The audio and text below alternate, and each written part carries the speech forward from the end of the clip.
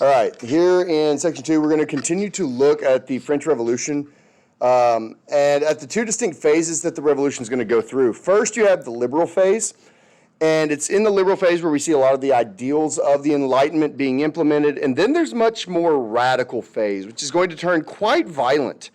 And those two phases are going to kind of be the focus of this lesson. Now, after the fall of the Bastille prison in 1789, the French Revolution is really kind of kicked off in full.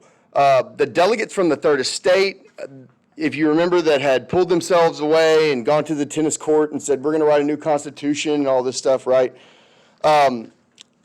They have started to call themselves by a new name called the National Assembly.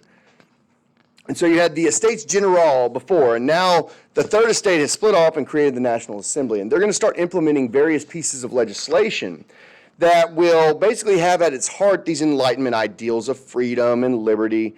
And one of the first things that this National Assembly does is that it abolishes the privileges of the nobles. Oh boy. It basically, in a way, abolishes the nobility as a whole. Instead of having people called Madam or Miss, which are titles of nobility, everyone is simply a citizen. Everyone is equal. And so now you would turn to that person and call them either citizen or something like that. And the emphasis here is on equality. And these ideas of the Enlightenment are really kind of starting to shine through. And certainly the French Revolution is going to start to have its hallmark with three key items that it's going to kind of espouse, which is liberty, equality, and brotherhood, or fraternity, which means brotherhood. So liberty, equality, and fraternity.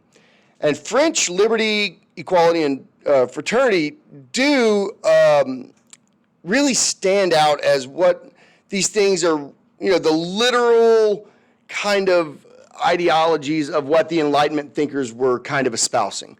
That the French say, okay, if you take all these Enlightenment ideas, what they're really pushing for is liberty, equality, fraternity. And so they're saying, hey, the fraternity or the brotherhood section of that, we're going to turn everybody into an equal citizen. The next thing that they're going to do to achieve more liberties and rights is they're going to pass something called the Declaration of the Rights of Man and the Citizen. Okay?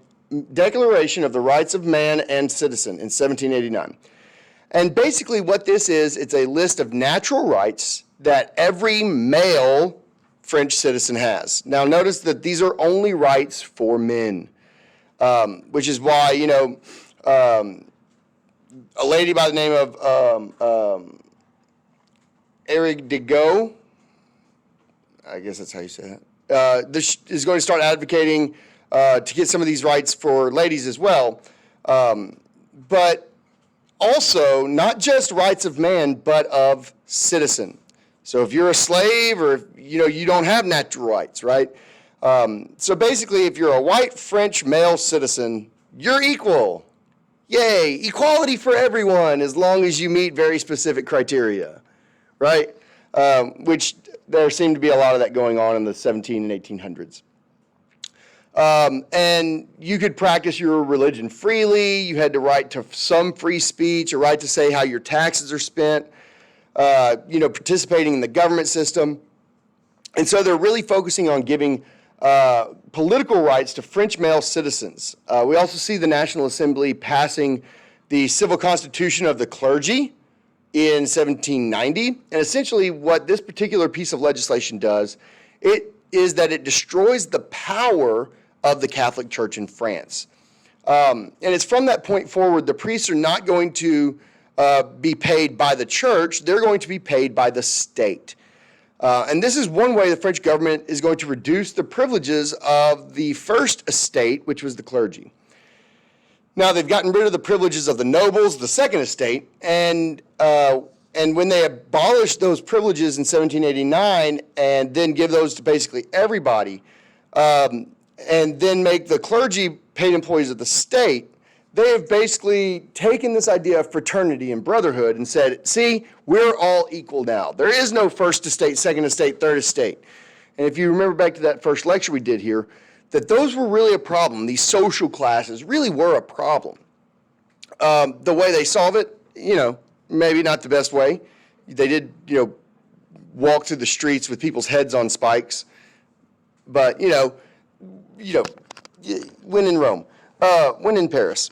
So they created a new constitution in 1791. And when they do this, what they have finally done is ended absolutism in France.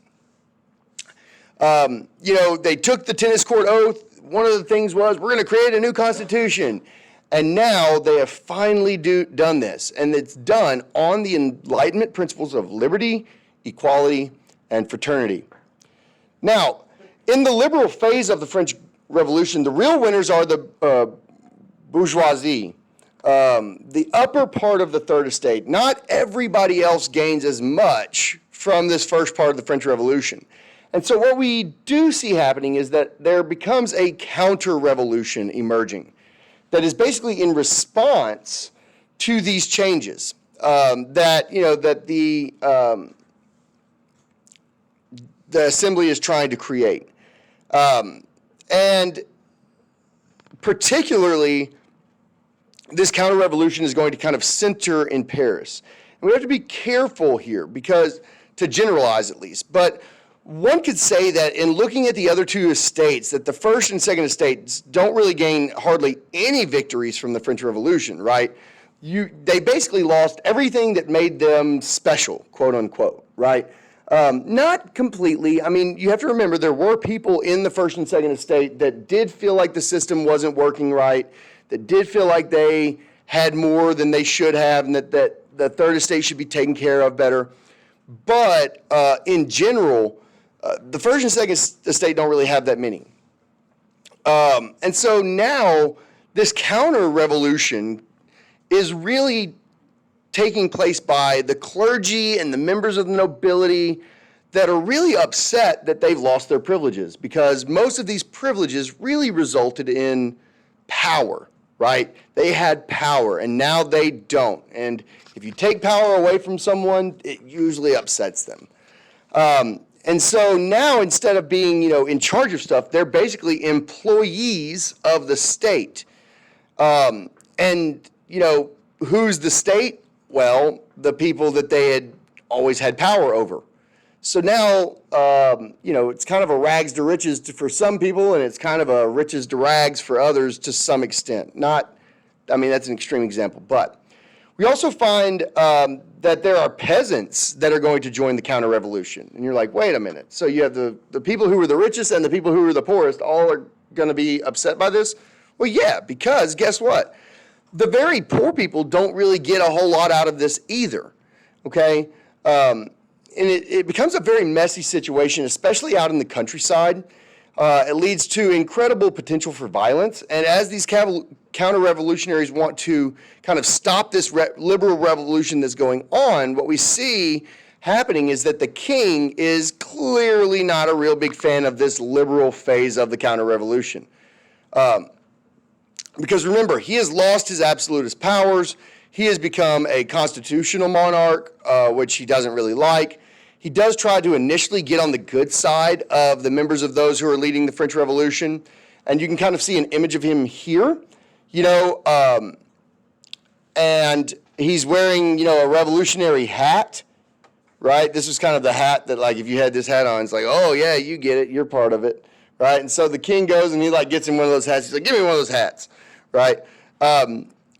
And he's trying to be like, hey, I'm with you. And I guess he's kind of using it's the 18th century version of hashtag, I guess, I don't know, hashtag French Revolution.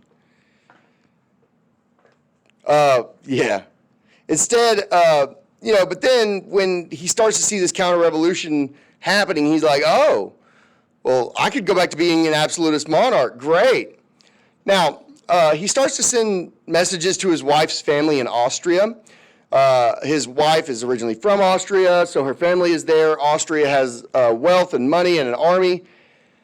And so he starts saying, on one hand, he's like, oh, yeah, I'm with you. French Revolution, go all the way. And then on the other hand, he's writing letters like, hey, y'all really need to send an army over here. I think we can crush these little bugs. They're not even all on the same side. So if y'all will send an army, we can go back and keep doing what we were doing, and I can go back to having parties again. that's not going to go well. And so he and his wife, they make plans to leave, to flee the country and go to Austria. And the revolutionaries find out. They're like, oh, where are you going? He's like, oh, I'm just going on a little vacation. They're like, your whole life's been a vacation. Where are you going? Right? He dresses up like a peasant. They're trying to get there, and they're gonna raise the army and then march back and take back France. Well, they get as far as the French city of Warren. And it's only literally a few miles away from the French border. They decide, oh, we're so close. We're so tired. We're going to stop for the night. We're going to go, we're going to go in and get some sleep, and then we'll be off to Austria in the morning to raise our army. Well, unfortunately, people recognize him. And they contact the local Revolutionary Guard, which is like the new army controlling the revolution. And they arrest the king and queen and their son and take them back to Paris as prisoners of the revolution. Uh-oh. Other people who aren't really happy with the French Revolution are several other European monarchs that live there. Right around a lot of absolute monarchs. You have an absolute monarchy in Russia. You have one in Prussia. You have one in Austria, in Spain. England is not an absolute monarch. Remember, they have a constitutional monarchy, but even the English are a little bit nervous about what's going on over there. Now they've arrested the king, the queen, and their son. They won't let them leave the country. Like, this doesn't look like this is going to go well. And all these other monarchs are going like, I hope our people don't get this idea. Like, uh-oh, this would be bad. Like, we're going to let people think that they can just overthrow their king? Oh, that's a bad thing, right? And so these European monarchs are not going to support the French Revolution at all. And this lack of support is really going to cause the members of the French Revolution to become a bit paranoid. Now, if you know anything about people who are paranoid, they do things that are irrational. When people get paranoid, they tend to do things that don't make a lot of sense. They get radical. If they think everybody's out to get them, and that they start doing things that are like, and they get nervous, right? And we can start to see this anxiety is going to push France in a much more radical direction. You see this Marseille, I don't know how to say it. Is it La Marseillaise? Anyways, it's a French poem that actually becomes the basis for the French national anthem, and which is still, kind of see today. And here's like kind of what it reads, and you can kind of look at this, and if you go back to the first stanza here, this is the English translation. Our day of glory has arrived, against us stands tyranny. The bloody flag is raised, the bloody flag is raised. Do you hear in the countryside the roar of the savage soldiers? They come right into our arms to cut the throats of your sons and your female companions. Oh my. They're a little paranoid, pretty anxiety-ridden here, and so the counter-revolutionists, they're looking at them and saying, oh, they're just trying to kill us all so they can go back to doing what they were doing, and now they're looking at it like, hey, we need to pick up our arms, we need to pick up our weapons and go and fight further and really make sure that the absolutist monarchy can't come back.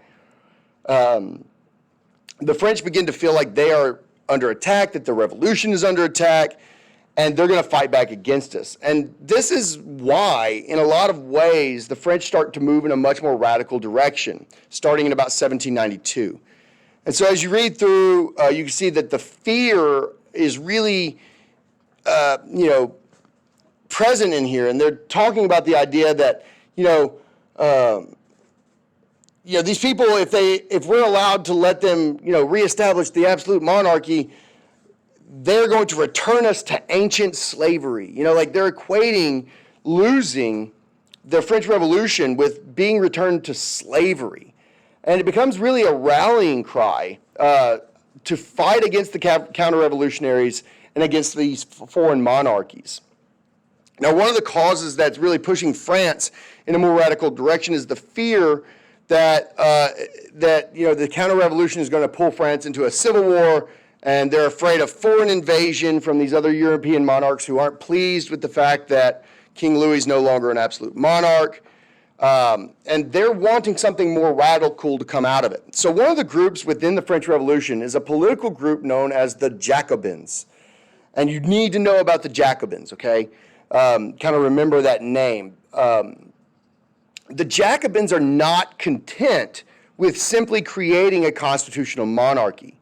The Jacobins want to get rid of the monarchy altogether, much like America had done, right? Remember, the American Revolution is over by now. We already have the Constitution. We've elected George Washington and John Adams by now, right? Or at least George Washington, 1792, 17... Yeah, I think we've elected Adams by now.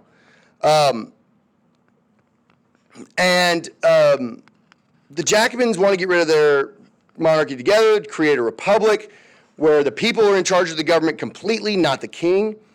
And they are supported by a lot of different groups in French society known as the sans-culottes. I'm guessing. Sans-culottes. Culottes? How do you say that? I don't care. The sans-culottes are the people here in these funny pants. Yeah. And you see aristocrats, they're wearing the buckle like to the knee and all this stuff. But,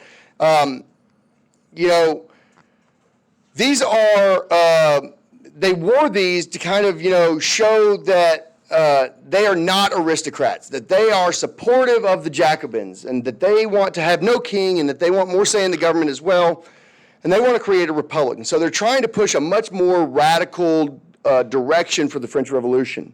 And they're able to gain victories in the National Assembly. And so they actually end up winning the elections in the National Assembly in order to push France into a more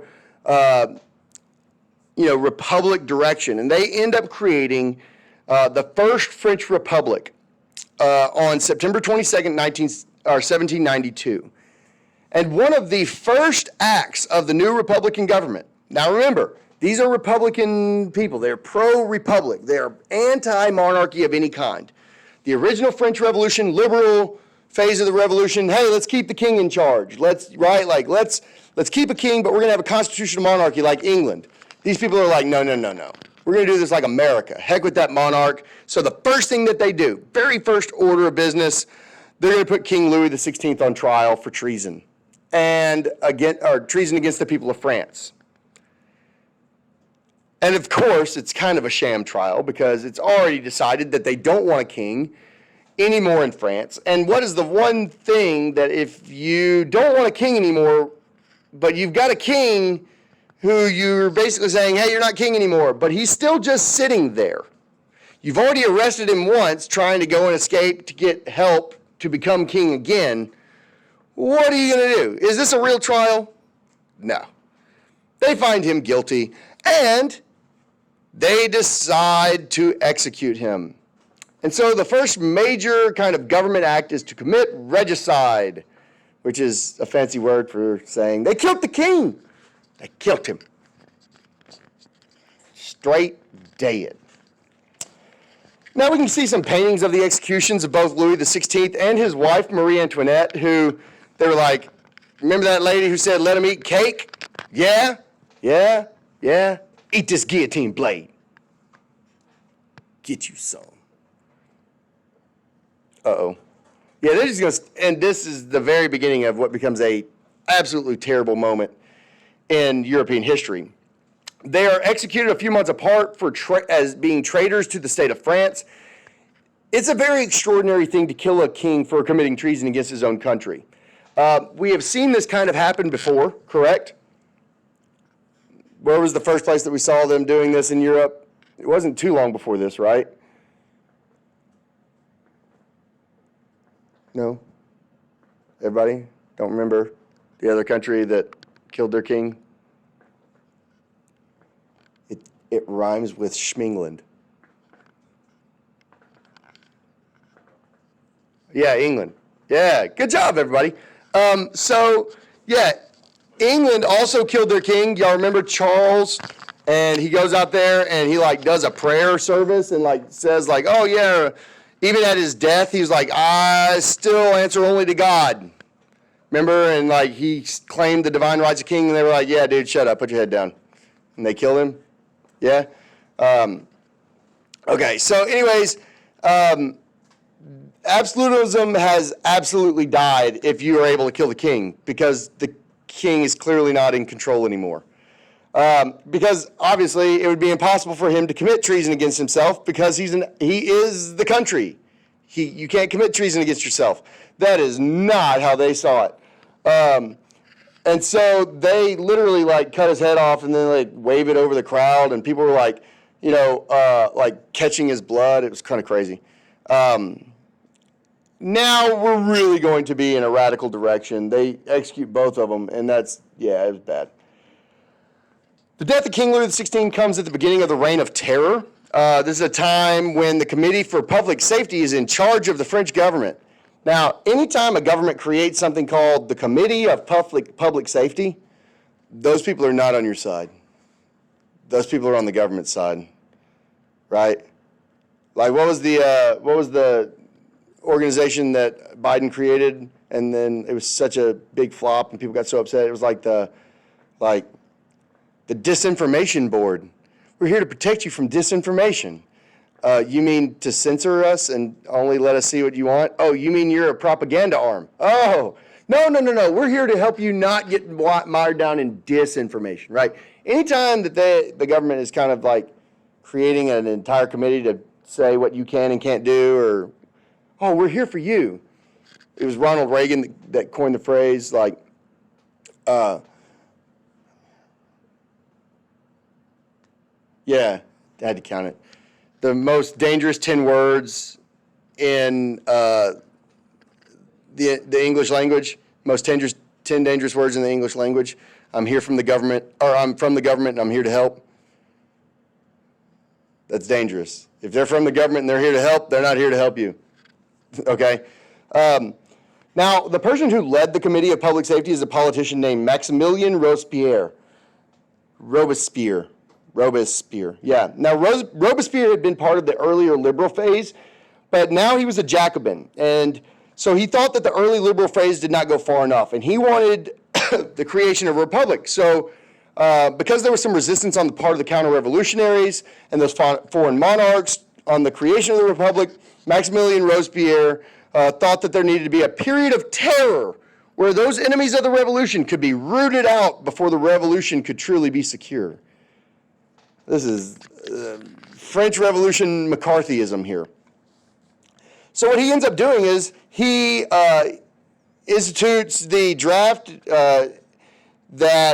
he drafts all these Frenchmen into the army so they can fight against the counter-revolutionaries and against the armies of states like Austria that they're afraid are going to invade France. Then he starts enacting things like censorship laws to close down the political clubs that had formed during the French Revolution. Places where people just came around and would sit and talk about politics. He says, no, you don't need to be doing that. You'll start talking about stuff we don't agree with. So he's controlling what information goes out. And in many ways, he's actually rolling back a lot of the rights that get granted to French citizens during the Declaration of Rights of Man and Citizen. And one of those rights is basically the right to free speech. And Maximilien Robespierre is coming along and saying, oh, no, you don't have the right to free speech. We're going to control what you're saying to make sure that, you're not going to say anything that hurts the revolution that was built on liberty, right? And so it's considered the period of terror, and Robespierre is not allowing those liberals' rights to be enacted. Another thing that we start seeing during this reign of terror is that many revolutionary tribunals are created in order to have trials of people who are suspected of being counter-revolutionaries.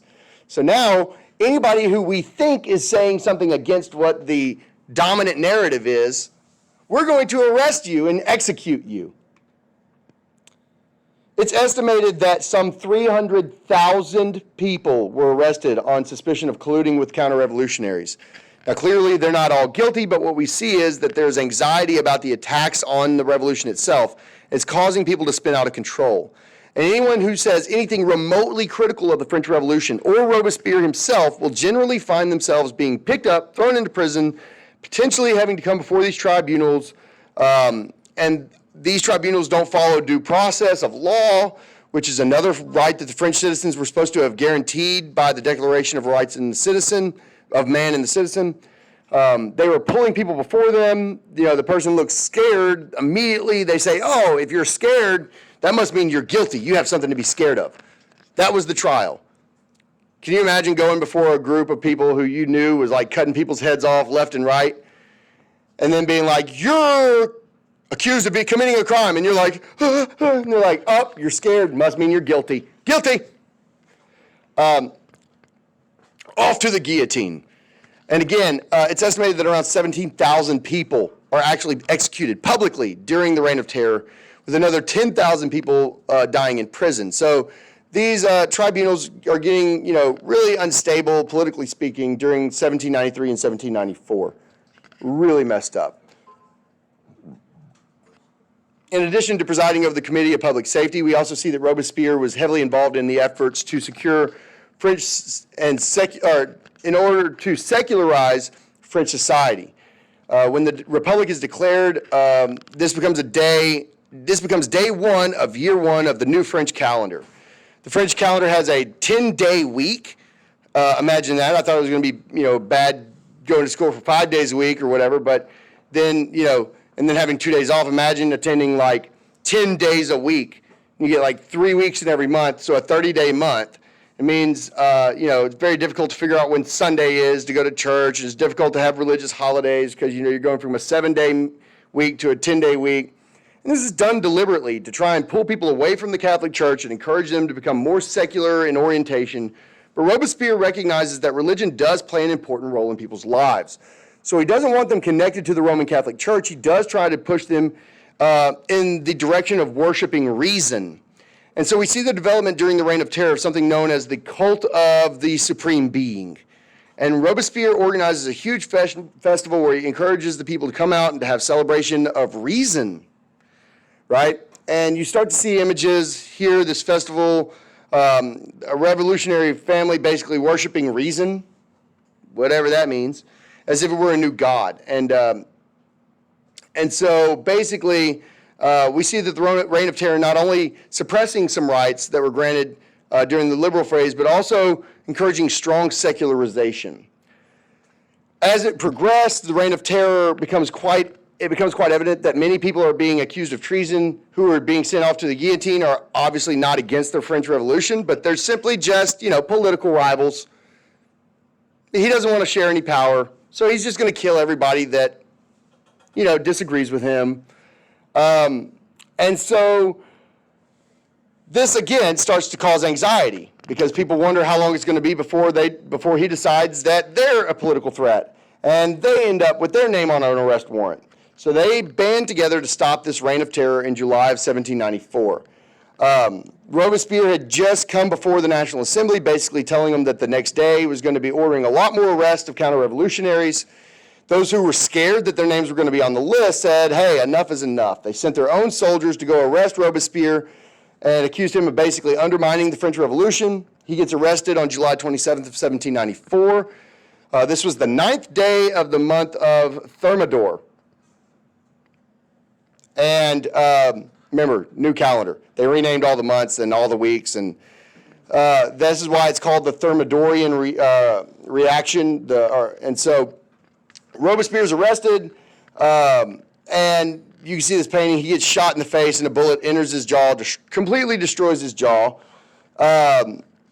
He's unable to speak, but they go ahead, they accuse him of treason, convict him, and they send him to the guillotine. And so, now the Committee of Public Safety is disbanded, and the Reign of Terror comes to an end. So we've killed basically everybody. Now what? Well, when you look at the French Revolution, I think you can see two differences between the way it works out and the American Revolution. First, I think we can see that the American Revolution really stresses more gradual change. When the Americans have their revolution, they don't radically change the local colonial government systems. They simply say that instead of the colonial systems answering to Britain, those colonial governments are going to answer to the people of the colonies. It's a very different from the, quite radical and quick changes that take place in France, where they totally dismantle their society by making everyone into a citizen. They're moving way too quickly from an absolute government monarchy to a constitutional monarchy, then to get rid of all the monarchies together, create a republic. Then they kill all the people that are in charge of the republic, and then you have political instability and chaos, and that is very different. The second major difference is that from a European perspective, it seems more, insignificant, that the American colonies were an ocean away from Europe. When they go and overthrow the British, France and all these other absolute monarchies and all these other monarchies are not sitting right on their border going, hey, we're not going to let you do that. And so the American colonists don't have the same amount of anxiety, right, about somebody coming in and invading and making them go back to be subjects of Britain again. There's not that anxiety like the French do. And I think that anxiety is very, very significant when you think about why they got paranoid to that extent. They really believed that all these other countries in Europe were going to march in and put a monarch back in place, and they felt like that made them have this time crunch where they had to do everything really, really fast. You went through like 4 different types of government within a 4-year stretch. A huge turnover of what's going on. And so what's going to end up happening is because of all this turnover and all this turmoil, it's going to open the door for somebody to step in that's politically savvy and charismatic, and they're going to be able to capitalize on that instability. And the person that's going to end up doing this is a man named Napoleon Bonaparte. And he's going to be able to capitalize on the instability, present himself as a savior of France and of the people who are tired of the reign of terror and the chaos, and they are going to be much more willing to support Napoleon, even though he is not going to give them the full political rights and participation in government that they had set out to have in the first place. And that's where we're going to head in the next 2 sections later this week.